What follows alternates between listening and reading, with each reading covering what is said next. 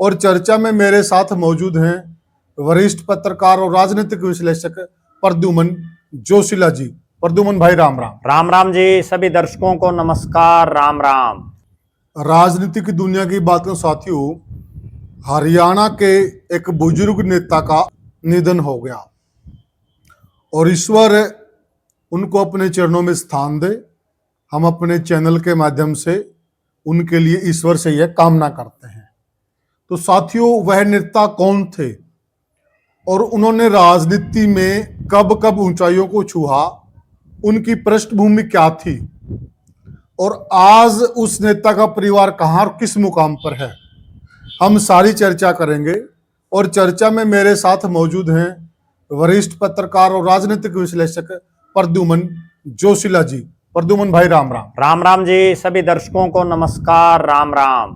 प्रद्युमन भाई देखिए, अगर हम दादरी का जनक कहें तो भी हम गलत नहीं होंगे।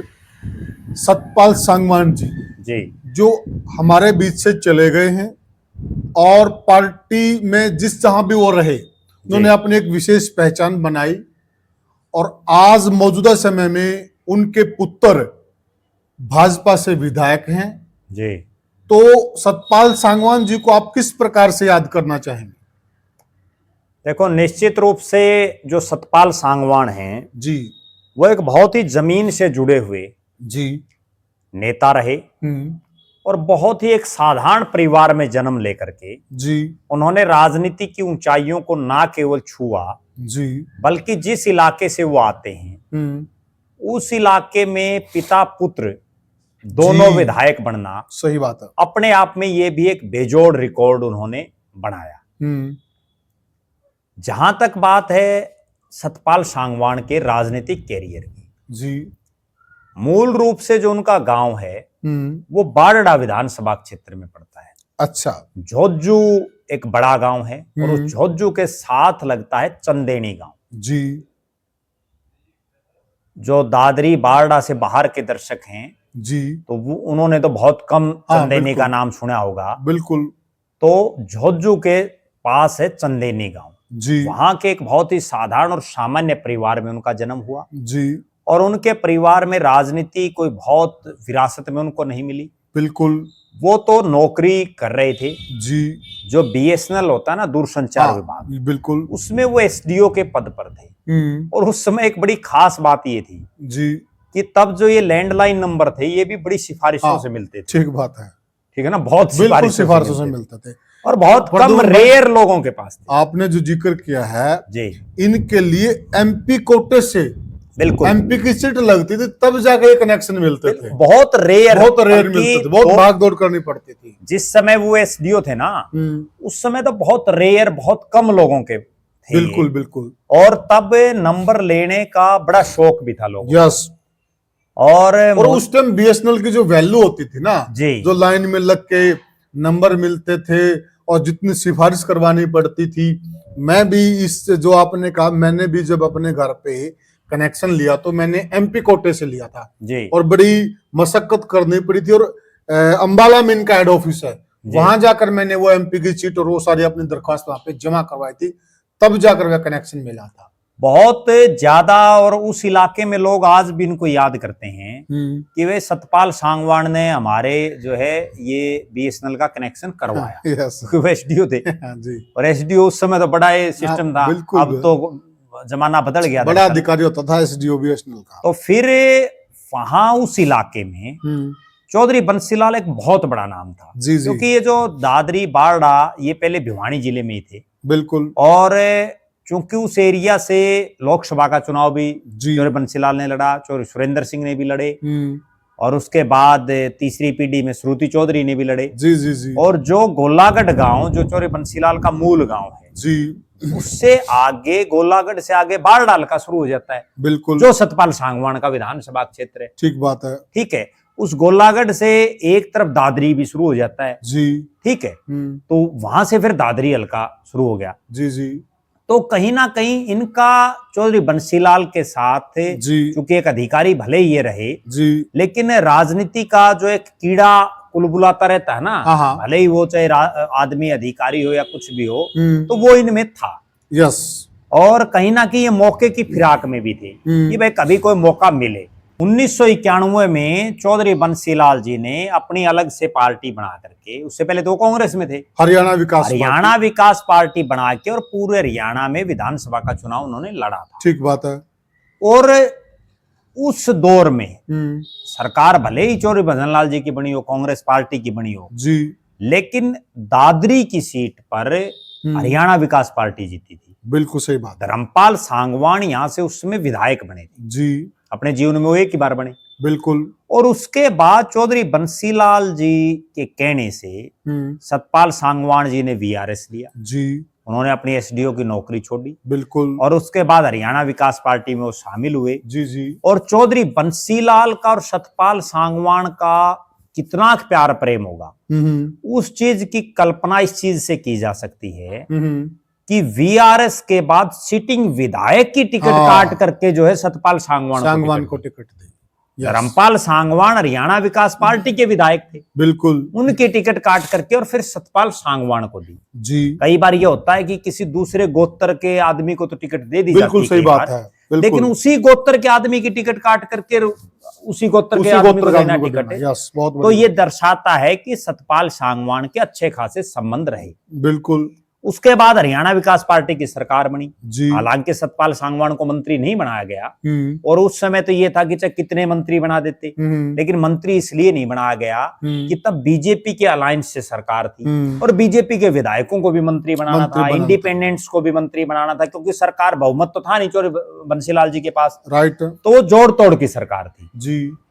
उसमें जो है सतपाल सांगवान भले ही मंत्री ना बने जी, लेकिन उनकी अच्छी खासी चौधर चली। बिल्कुल। और यहां तक भी कहा जाता है, खुद सतपाल सांगवान ये कहते थे कि चौधरी बंसीलाल मुझे बुलडोजर कह करके बुलाते थे। बिल्कुल भाई ये बुलडोजर, और बुलडोजर इसलिए कहते थे, मैं तो बहुत बार मिला उनसे, उनकी जो शक्ल थी ना वो वास्तव में भी बुलडोजर जैसी ही थी।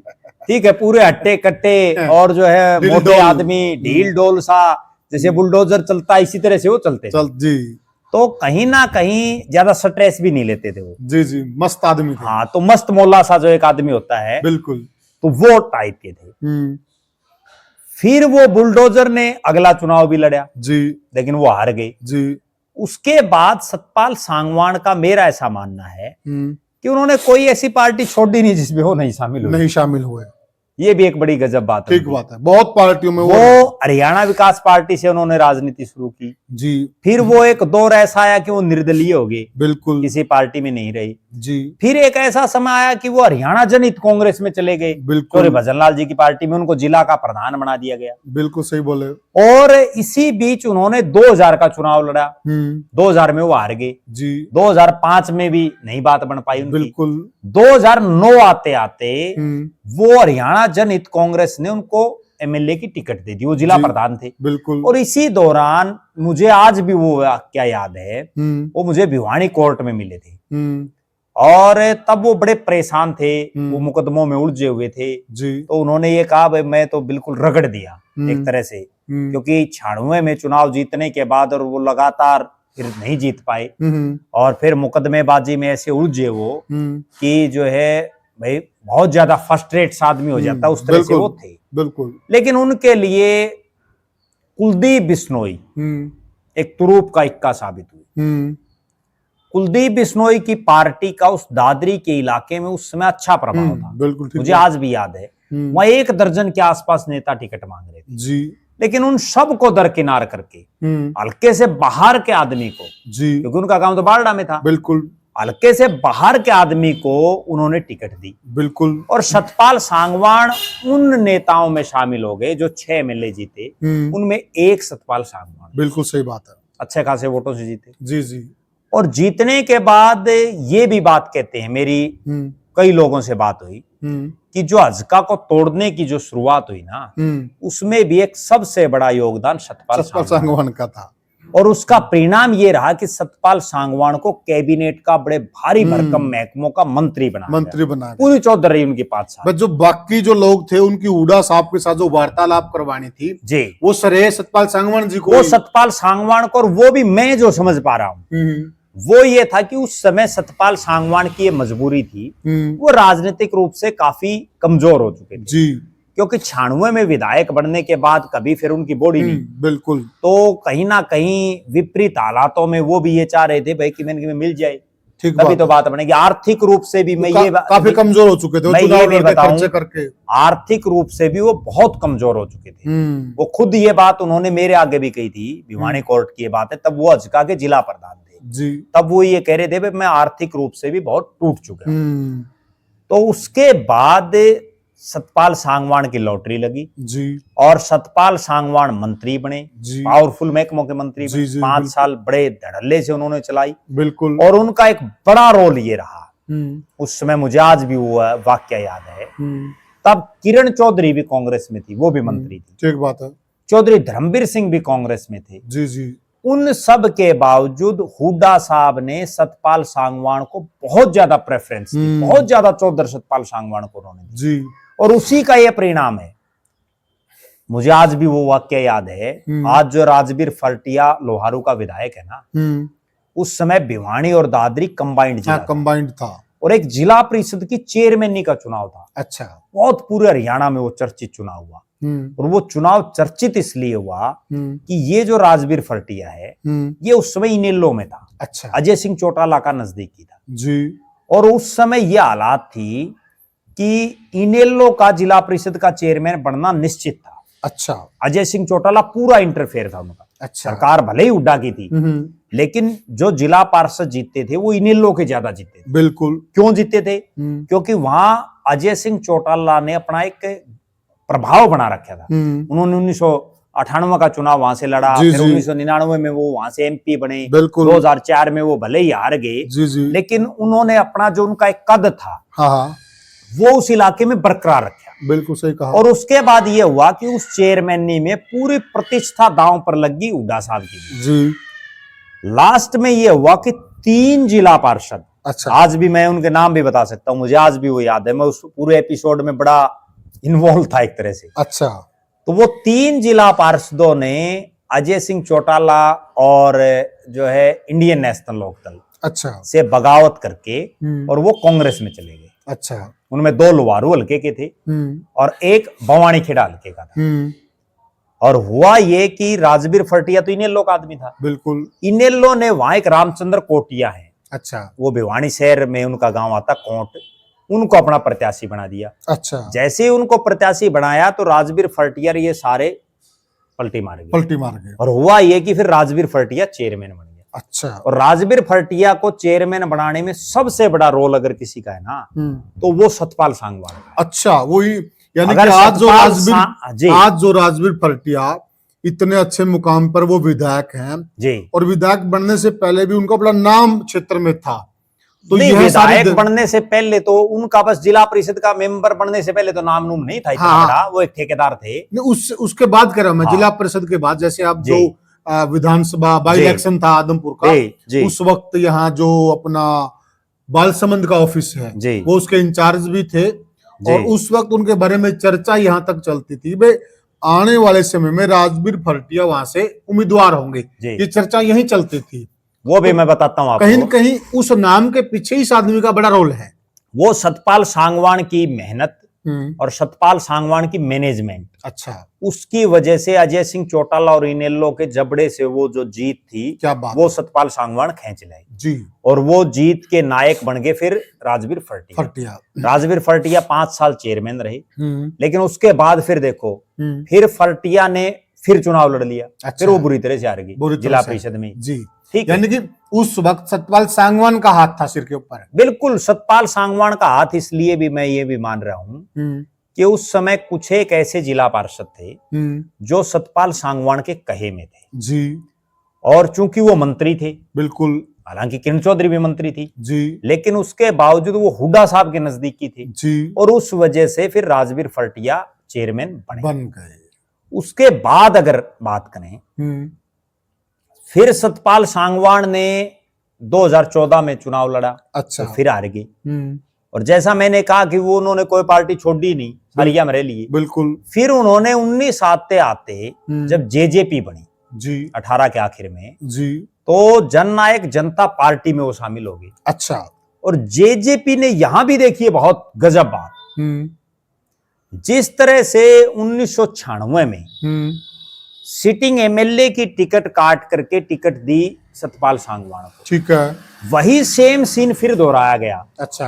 और 2019 में सिटिंग एमएलए जी राजदीप फोगाट जी, जो इनेलो के सिटिंग एमएलए थे लेकिन जेजेपी में चले गए थे, बिल्कुल, उनकी टिकट काट करके, अच्छा, और सतपाल सांगवान को फिर टिकट दे दी।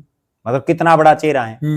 फिर जब उनको टिकट मिली जननायक जनता पार्टी की तो चुनाव हार गए, जीत नहीं पाए। हालांकि जीतने वालों में नाम था उनका, लेकिन वहां हुआ क्या कि बीजेपी ने एक गड़बड़ ये कर दी कि उन्होंने सोमवीर सांगवान, जो एक बड़ा चेहरा उस क्षेत्र के बन चुके थे और वो आर्थिक रूप से पूरी तरह से टूट चुके थे, इतना खर्चा उन्होंने लगाया कि वो आर्थिक रूप से, लोग ये कहते हैं ना, बेचारा बन गया था, बेचारा बन गए। जस्सी पेटवाड़ी चुनाव में उनकी टिकट काट दी। उनकी टिकट काटने के बाद जस्सी पेटवाड़ ने तो इतना खर्चा नहीं लगाया, उसने तो उसके 10% भी नहीं लगाया, बिल्कुल, जितना सोमवीर सांगवान ने लगाया। जी जी। क्योंकि जस्सी पेटवाड़ ने तो अब राजनीति शुरू की है और उसने तो बहुत साल तो चुनाव हार भी चुका था, निर्दलीय लड़के। जस्सी पेटवाड़ तो बेनिफिट ले गए इस चीज का बस। उसके बाद फिर क्या हुआ, बबीता फोगाट जो ओलंपियन हैं, खिलाड़ी हैं, उनको टिकट दे दी बीजेपी ने, और सोमवीर सांगवान ने निर्दलीय भर दिया। निर्दलीय भरा तो लोगों की सहानुभूति होगी, बीजेपी ने इनकी टिकट काट दी, इसके साथ अच्छा नहीं किया, और वो लोग उनके साथ जुड़ गए और सतपाल चुनाव हार गए। उसके बाद 2019 का चैप्टर हो गया क्लोज। फिर जो है सतपाल सांगवान जेजेपी में रहे, उनको राष्ट्रीय स्तर पर राष्ट्रीय उपाध्यक्ष बना दिया गया पार्टी का। जी। 2024 के चुनाव से पहले सतपाल सांगवान की चर्चाएं तो ये थी हर जगह कि ये कांग्रेस ज्वाइन करेंगे। अच्छा। हुड्डा साहब के नजदीकी हैं और हुड्डा साहब में आस्था जताते हुए कांग्रेस ज्वाइन करेंगे। अच्छा। लेकिन एकाएक सबको ये था कि कांग्रेस ज्वाइन करेंगे सतपाल सांगवान। मुझे आज भी वो दिन याद है, तब किसी को ये नहीं था कि ये बीजेपी में जाएगा। जी। और एकदम से उन्होंने पलटी मारी और बीजेपी ज्वाइन की। क्या बात है, मास्टर स्ट्रोक कहेंगे इसको हम। और जिस दिन उन्होंने बीजेपी ज्वाइन की, उससे पहले किसी को आभास नहीं था, सबको यह था भाई कांग्रेस में जाएंगे। बिल्कुल। और हुड्डा साहब से उनकी चर्चाएं भी चल रही थी। जी। उसी दौरान मैं एक चीज और बीच में जोड़ दूं, जब ये जेजेपी में आए उस दिन भी मैं वहां मौजूद था। जेजेपी में लाने में सबसे बड़ा रोल अगर किसी का था जी, तो वो था जो फिलहाल बीजेपी में है, कप्तान मीनू बेनीवाल। क्या बात है। मैं भी उस दिन इन्हीं के घर पे गया हुआ था। अच्छा। दादरी में। और उसी दिन कुछ मिनट के बाद कप्तान मीनू बेनीवाल अपने काफिले के साथ इनके घर आए। अच्छा। तब तक जो ये घर पे थे, किसी पार्टी में नहीं थे जी।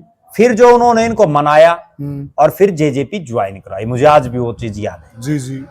इसके बाद जब इन्होंने बीजेपी ज्वाइन की, क्योंकि उम्र उनकी 83 साल के आसपास हो रही थी जी जी, तो पार्टी ने भी ये सोचा भाई 83 साल के बुजुर्ग को टिकट देंगे ना देंगे, क्योंकि 75 पार का भी एक सिस्टम था बीजेपी में। बिल्कुल। और उसके बाद ये भी चीजें थी कि कई बार 75 पार को भी तोड़ के टिकटें दी गई, जैसे रणजीत सिंह को दी गई। बिल्कुल। लेकिन सतपाल सांगवान ने यहाँ फिर एक मास्टर स्ट्रोक खेला और उन्होंने जो उनका इकलौता बेटा है सुनील सांगवान, जो सुनारिया जेल में जेल सुपरिटेंडेंट पद पर रहे, जेलर साहब, और जेलर साहब के नाम से वो पूरे प्रदेश में बड़े चर्चित हैं जी। और उन्होंने उस जेल का भी बड़ा सुधार किया है। बिल्कुल। तो वहां उन्होंने अपने बेटे को वीआरएस दिलवा करके, बहुत निर्णय, उसके बाद उन्होंने अपने बेटे को राजनीति में उतार दिया। बिल्कुल। और बेटे को बीजेपी ने टिकट दे दी। प्रद्युमन भाई देखिए, अपने जितने जिन नेताओं ने जी अपने बेटे को टाइम पर लॉन्च कर दिया जी और उनको स्थापित कर दिया, तो उनके पुत्र आज भी राजनीति में स्थापित हैं। और जहां ये चूक हुई, पिताजी के पास तो बहुत बड़ा नाम था जी और बहुत जिम्मेवारियां रही, बहुत बड़े बड़े पदों पर रहे, लेकिन वह राइट टाइम पर अपने बेटों को लॉन्च नहीं कर पाए। आज उनके बेटे राजनीति में पिछड़ गए। तो इस मामले में कहीं कहीं सतपाल सांगवान जी दूरदर्शी सोच के भी मानेंगे। बिल्कुल, दूरदर्शी सोच तो इसलिए होगी ना कि उन्होंने जीरो से उठ करके संघर्ष किया। एक तो उनको पड़ोस के कोई चीज मिलती और एक खुद बनानी पड़ती है, तो उसमें बड़ा दिन रात का अंतर है। सुनील सांगवान को बीजेपी ने टिकट दी जी, और जब उनको टिकट मिली उस समय हर जगह ये चर्चा थी कि मुश्किल है इनका चुनाव जीतना। यस। लेकिन मनीषा सांगवान को जब कांग्रेस ने टिकट दी, सर्वे में भी उनको हराया जा रहा जी, तो कांग्रेस के ही कुछ एक नेता नेताओं ने उनकी मदद नहीं की जी। और बड़े क्लोज मार्जिन में जो है सुनील सांगवान चुनाव जीत गए। जीतने के बाद यहां तक भी चर्चा चली कि अगर किसी जाट को मंत्री बनाया जाता है महिपाल ढांडा के बाद, श्रुति चौधरी के बाद, तो वो सुनील सांगवान को बनाया जाएगा। पढ़े लिखे और यहां तक और सारी बातों में काबिल थे वो, कि इनको जेल मंत्रालय दिया जाएगा, लेकिन बहरहाल उनको नहीं बनाया गया। सुनील सांगवान, तो उनके पीछे कहानी है मानते हैं प्रद्युम्न भाई, क्योंकि एक ही क्षेत्र से फिर 2 मंत्री हो जाते।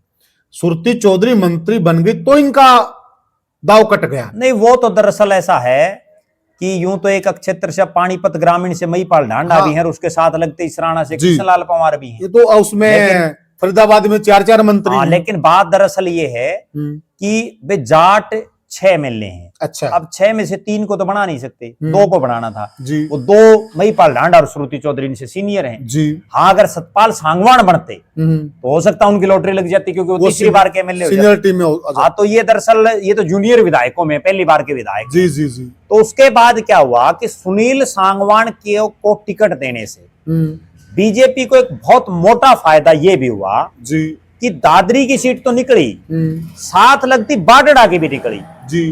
बाडड़ा की क्यों निकली? क्योंकि इनका खुद का जो गांव है वो बारडाल के में है, सांगवान गोत्र से आते ही। दादरी में जाट समाज में 2 गोत्र मेन है, फोगाट और सांगवान। और इसी तरह से बारडा की अगर बात करें तो उसमें मेजर शोरान है, लेकिन उसके बाद सांगवानों के भी काफी गांव हैं जी। तो वो कहीं ना कहीं एक फायदा उमेद पातुवास को भी इनका मिला और उमेद पातुवास भी विधायक बने जी। और आज पूरी विधानसभा में जी बीजेपी के जो 48 विधायक हैं जी, उनमें और पूरे 90 के 90 में 2 विधायकों की जोड़ी बड़ी फेमस हो रही है, उमेद पातुवास और सुनील सांगवान। दोनों एक ही हल्के के हैं। अच्छा। वैसे तो क्योंकि दोनों गांव तो बारडा में है। बिल्कुल बिल्कुल ठीक है।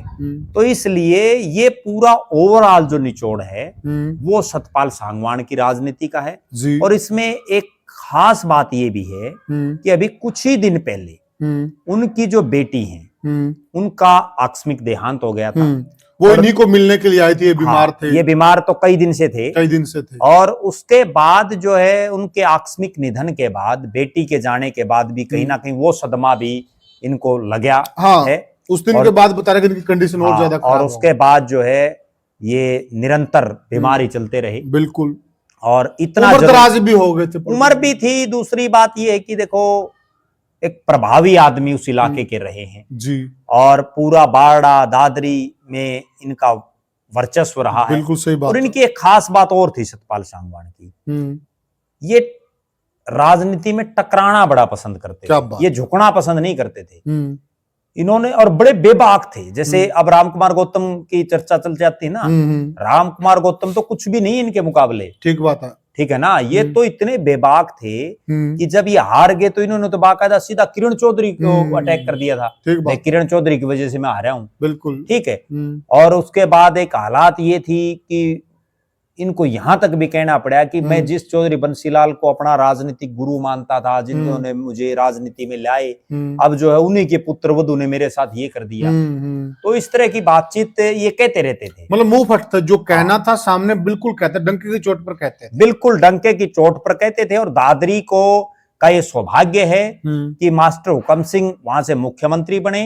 और उसके बाद मास्टर हुकम सिंह के बाद अगर किसी की लॉटरी लगी मंत्री बनने की तो वो सतपाल सांगवान की लगी। अच्छा, इनको सतपाल सांगवान के बाद भी कोई नहीं बन पाया। इनको दादरी का जनक क्यों कहा जाता है प्रद्युम्न भाई? नहीं, दादरी का जनक नहीं, दादरी जिला का जनक हम कह सकते हैं जी, क्योंकि दादरी तो पहले से था ही जिला का जनक। जिला का ये था कि उस समय दादरी को जिला बनवाने के लिए इन्होंने काफी प्रयास किए थे, बार बार आवाजें भी उठाई थी। और जो है दादरी चूंकि एक बड़ा उपमंडल था भिवानी जिले का जी, और वर्षों से ये मांग थी कि दादरी को जिला बनाया जाए जी। उसको लेकर के बहुत बार वहां जो है धरने, जुलूस, प्रदर्शन और जो लोगों को मोटिवेट करने का बहुत सी संस्थाओं ने भी अभियान चलाया जी जी। और उसमें जो है एक बड़ा रोल जिसको हम ये कह सकते हैं कि वो सतपाल सांगवान का भी रहा। और दादरी उसके बाद जिला भी बना। और जिला बनने के बाद अब जो है वहां धीरे धीरे तमाम सुविधाएं हो रही हैं जी। और जिला बनाना इसलिए भी एक मजबूरी थी कि दादरी को हम केवल दादरी शहर तक अगर माने तो वो भी एक बेईमानी होगा। आखिर में अगर जाएं हम महेंद्रगढ़ की तरफ जी, तो पालड़ी बधवाना गांव आता है, आदमपुर डाडी जिसकी कबड्डी की बहुत मशहूर टीमें रही हैं, और उसके बाद पालड़ी बधवाना तक, और उसके बाद जो है आगे महेंद्रगढ़ जिला शुरू होता है। जी, जी, तो पालड़ी बधवाना के लोगों को कहाँ भिवानी आना पड़े। बिल्कुल सही बात है। ठीक है। दूसरी तरफ अगर हम देखें तो गोपालवास और बडराई हैं सतनाली के बिल्कुल साथ। अच्छा। गोपालवास और बडराई कादमा, उनके लोगों देखो कितनी दूर भिवानी जाना पड़े। ठीक बात है। ठीक है।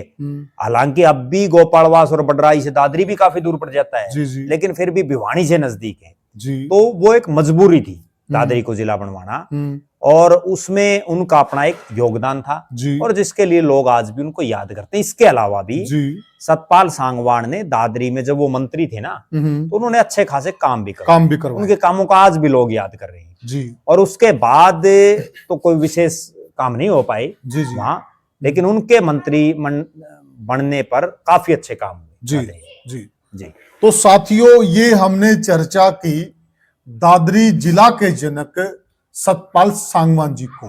तो साथियों, आपको भी मालूम है कि हरियाणा की राजनीति ने एक सितारा खो दिया और ईश्वर उनको अपने चरणों में जगह दे, स्थान दे। तो साथियों, सतपाल सिंह सांगवान का जो जीवन रहा है, जैसा कि प्रद्युमन जोशीला जी ने बताया, वो संघर्षी रहा है और उन्होंने कभी भी संघर्ष से हार नहीं मानी। और आज यह देखिए कि आज उनके बेटे जेलर साहब बीजेपी के विधायक हैं और वो भी उनके जो लिए हुए दूरदर्शी फैसले हैं उन्हीं से ही विधायक बने, क्योंकि चर्चाएं कुछ और थी, लेकिन उन्होंने एकाएक मास्टर स्ट्रोक लगा और बीजेपी में आ गए। आज उनके बेटे सत्ता में विधायक हैं। तो ये उनकी दूरदर्शी सोच को यहां से पता चलता है कि किस प्रकार की सोच के वो धनी थे। तो आपको ये हमारी चर्चा कैसी लगी, हमें वीडियो में जरूर बताइएगा और कमेंट सेक्शन में कमेंट दीजिएगा। आपको और किसी मुद्दे पर आप चाहते हैं कि उस मुद्दे पर भी एक वीडियो बने, वह मुद्दा हमें जरूर कमेंट सेक्शन के माध्यम से बतलाइएगा। फिर मिलेंगे किसी और वीडियो में, तब तक के लिए राम राम। राम राम।